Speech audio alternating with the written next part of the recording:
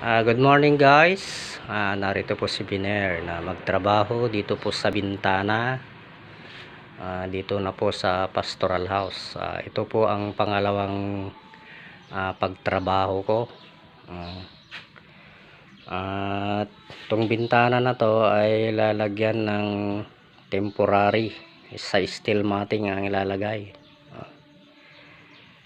Nandun yung ilalagay kong steel matting.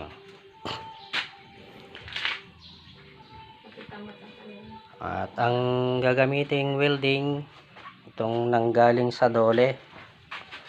Yan, Dole. Kaya salamat sa Dole.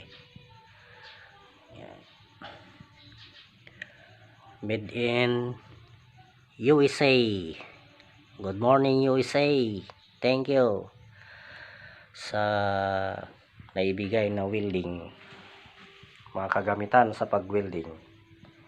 Yan mga kapatid, at umpisahan na ng pagtrabaho. May Biner, matamis.